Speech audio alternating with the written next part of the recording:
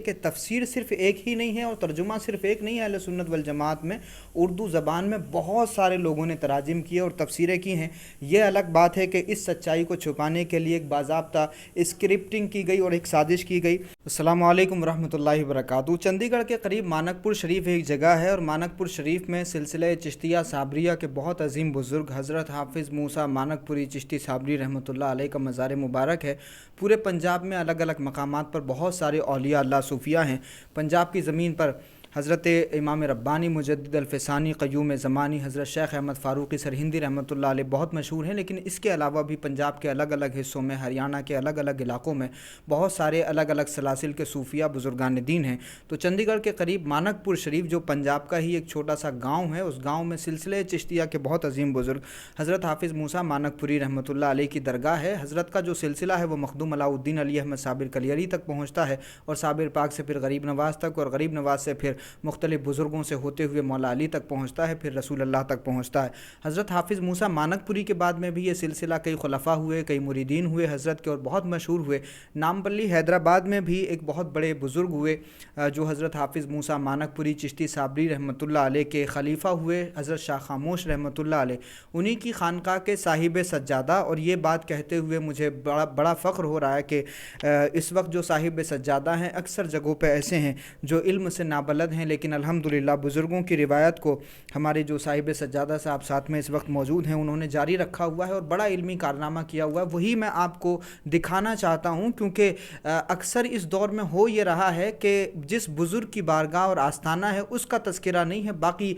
دوسرے تذکرے بہت کیے جا رہے ہیں، یعنی لفافہ کچھ اور ہے اور مضمون کچھ اور بیان کیا جا رہا ہے، اور اس کا ایکسکیوز یہ دیا جاتا ہے کہ جی صاحب آستانہ کے بارے میں معلومات ہی فراہم نہیں ہے، لوگوں کو کنٹینٹ نہیں مل رہا ہے، لوگوں کو معلومات نہیں مل رہی ہے، لٹریچر نہیں ہے، تو اس وجہ سے صاحب آستانہ کا صرف شجرے میں نام آتا ہے، دعاؤں میں وسیلے میں نام آتا ہے، یا شروع میں کہیں کہتے ہیں کہ جی آپ کو حضرت کے عرس کی بہت بہت مبارکباد، لیکن جب بعد میں تذکرے شروع ہوتے ہیں پھر کچھ اور ہی بیان ہوتا ہے۔ تو یہ جو کمی ہے یا جو لوگ ایکسکیوز دیتے ہیں کہ ہمارے پاس میں حضرت کے بارے میں معلومات نہیں ہے، اس گیپ کو یا اس کمی کو پورا کیا ہے ہمارے ساتھ اس وقت جو موجود ہیں حضرت کا نام ہے حضرت سید شاہ علی اکبر نظام الدین حسینی چشتی صابری قدس سرہ نورانی، سجادہ نشین درگاہ حضرت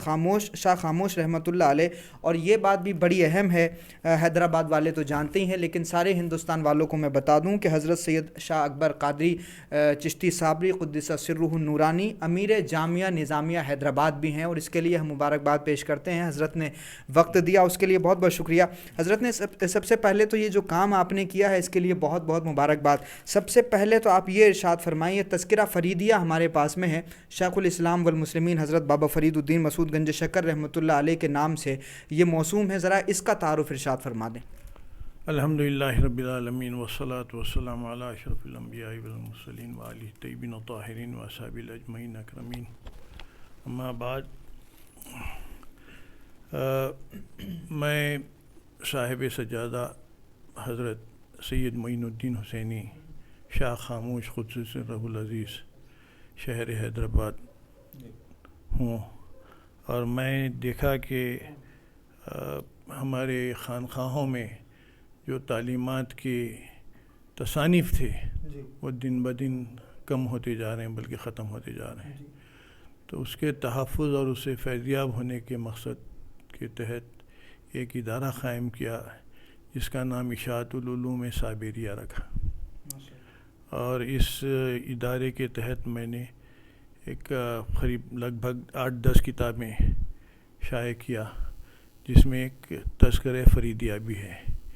یہ تذکرہ فریدیہ جو ہے مولانا محمد مشتاق امبیٹوی رحمۃ اللہ تعالیٰ علیہ، جو ایک عالم بھی گزرے ہیں اپنے وقت کے، ان کے قلم کا لکھا ہوا ہے، اور اس میں اس کتاب کا نسخہ مجھے پاکستان سے زیراکس کاپی کی شکل میں ملا تھا، تو اس کو میں نے دوبارہ شائع کر دیا۔ اس کے علاوہ اور حضرت شاہ عبد المالی رحمۃ اللہ علیہ امبیٹا شریف کے، جو ہمارے سلسلے کے بڑے شیوخ میں سے ایک شیخ ہیں، ان کا ایک مجلس کی حکایت جو بزبان فارسی خود اللالی کے نام سے، وہ بھی حضرت مشتاق احمد صاحب امبیٹوی کی لکھی ہوئی ہے، بزبان فارسی تھی، تو وہ مجھے ملی تو میں نے اس کا ترجمہ کروا کر اس کو بھی شائع کر دیا. اور اس کے علاوہ پھر میرے والد کا ایک مقالہ ہے تعدد ازدواج کے اوپر، وہ انگریزی میں بھی ہے، پالیگیمی اینڈ اسلام، تو وہ بھی میں شائع کیا. اور حضرت شاہ خاموش صاحب قبلہ قدس سرہ کا دیوان بزبان اردو میں تو شائع تھا، پھر اس کو مزید چھپایا اور پھر اس کو ہندی زبان میں بھی چھپایا. اور اس کے علاوہ حضرت حافظ موسیٰ مانک پوری رحمۃ اللہ علیہ کی سوانح میں قلم بند کیا اور اس کا نام فیضان حافظ رکھتے ہوئے اس کو بھی شائع کیا. اور جس سے کافی حافظیہ سلسلے کے لوگ نہ صرف متاثر ہوئے بلکہ فیضیاب بھی ہوئے. اس علاوہ ازیں میرے والد حضرت سید محمد شاہ قطب الدین حسینی جو عثمانیہ یونیورسٹی میں شعبہ دینیات میں ایم اے حدیث تھے، ان کا ایم اے کا مقالہ حضرت طحاوی الامام جو فقہ حنفیہ کے بڑے امام گزرے ہیں ان کے اوپر تھا. وہ مقالہ بزبان عربی تھا جس کو میں نے جامع نظامیہ کے مرحوم شیخ الحدیث مولانا خواجہ شریف صاحب سے خواہش کر کے اس کا اردو ترجمہ کروا کر وہ بھی شائع کر دیا. اور پھر میرے والد کی کئی تفسیر قرآن جو 26 پاروں تک والد کیے تھے، پھر بعد میں علالت کی وجہ سے تکمیل نہیں کر سکے تھے، اس کو میں چھپا دیا اور اس کا نام میں تفسیر قطبی رکھا. دو جلدوں پر ہے. اور اس قرآن کی تفسیر کی خصوصیت یہ ہے کہ وہ 250 عنوانات جو قرآن سے ہی اخذ کیے گئے ہیں اور پوری قرآن کو اس پہ تقسیم کر دیے. تو الحمدللہ یہ بھی شائع کر دیا. تو الحمدللہ اللہ کا شکر ہے کہ پیران چشت اہل بہشت کی فیوز و برکات اس خادم کے ذریعے سے خدمت کا موقع مل رہا ہے. تو ہم اس کے لیے بہت بہت مبارکباد پیش کرتے ہیں حضرت سید شاہ اکبر نظام الدین حسینی چشتی صابری حفظہ اللہ تعالیٰ کے والد محترم نے قرآن مجید کی تفسیر کی، اور جس طرح سے آپ نے بتایا کہ قرآن مجید کے 250 موضوعات کو الگ الگ طریقے سے انہوں نے بیان کیا ہے. اور یہ بڑی خاص بات ہے. آپ دیکھیے کہ خانقاہوں کے حوالے سے یا بزرگوں کے حوالے سے ایک نیریٹو یہ پھیلایا جا رہا ہے اور بزرگوں سے بدظن کرنے کے لیے اس طرح کی بے تکی باتیں، بے بنیاد باتیں کی جا رہی ہیں کہ جی بزرگوں کا علم سے اور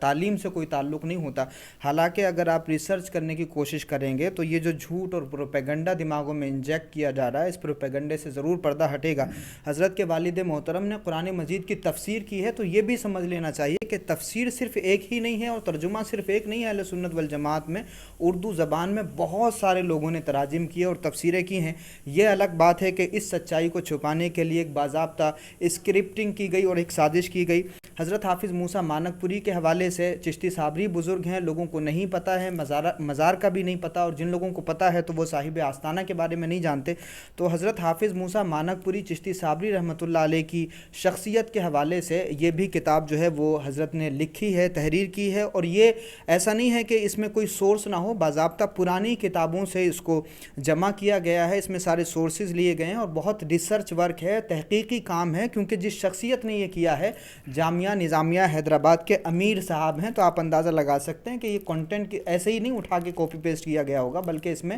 بہت محنت ہوگی، بڑی ریسرچ ہوگی. دیوان حضرت قبلہ شاہ خاموش رحمۃ اللہ جس خانقاہ کے حضرت صاحب سجادہ ہیں حیدرآباد کی، اسی خانقاہ کے جو بہت بڑے بزرگ اور حضرت حافظ صاحب کے جو خلیفہ اور جانشین تھے ان کا یہ دیوان ہے، دیوان حضرت قبلہ شاہ خاموش، اس کو بھی جمع کر لیا ہے. اور ایک اور خاص بات میں آپ کو بتا دوں کہ حضرت صاحب سجادہ صاحب نے باضابطہ اس کے لیے جس طرح سے بتایا کہ ایک ادارہ ہی قائم کر دیا ہے، اور اس ادارے کا نام بھی حضرت نے اشاعت العلوم صابریہ یہ رکھا ہے، اور اسی کے ذریعے بہت ساری کتابیں منظر عام پہ آ رہی ہیں، تحقیقی کام منظر عام پہ آ رہا ہے. آپ تمام ہی لوگ حضرت کے لیے دعا کریں، اللہ رب العزت صحت و سلامتی کے ساتھ لمبی عمر عطا فرمائے. اور خاص طور سے سلسلہ چشتیہ صابریہ پہ جو ریسرچ ورک اور تحقیقی کام لٹریچر کے ذریعے حضرت کر رہے ہیں، یہ کام اسی طرح سے آگے بڑھے اور اس میں ترقی ہو اور ساری دنیا کو حضرت مخدوم علاء الدین علی احمد صابر کلیری رحمۃ اللہ علیہ کا فیض ملے. بہت بہت شکریہ ہمارے ساتھ جڑنے کے لیے. السلام علیکم ورحمۃ اللہ وبرکاتہ.